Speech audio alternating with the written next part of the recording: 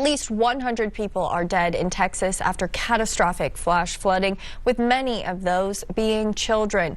Dozens are still unaccounted for, including at least 10 girls from a summer camp.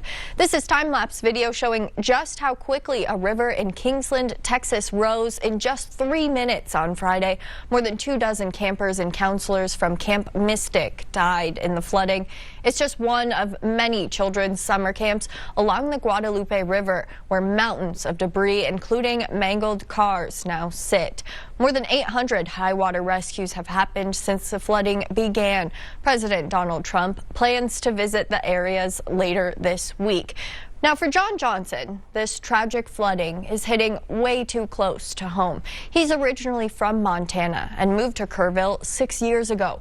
They were on their way to visit Montana when those rushing waters struck, and now they watch from afar as their home looks more like a war zone. Our David J. has more.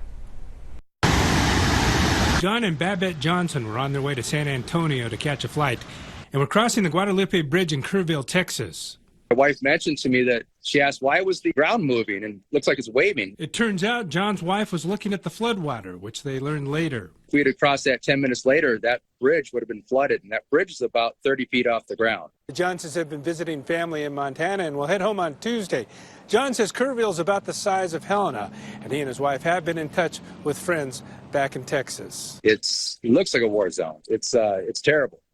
And a lot of the stories and stuff we're hearing are not good. And John has heard from some at the school where he teaches. We've heard from quite a few friends, and they say it's just awful. One of the ladies I work with, all teachers, most part, said it's very depressing. Another teacher I talked to said, the town of Hunt is gone, and Happy Ingram is gone, and Kerrville itself has been damaged severely also. The Johnsons feel fortunate their home is far enough away from the river, and they have no damage. We've heard from the neighbors on the home. Our home's doing fine. John Johnson plans on working with his church to help people, and will know more when he gets to Kerrville how others can help. Wait until we get down there to make sure we find the right places to donate.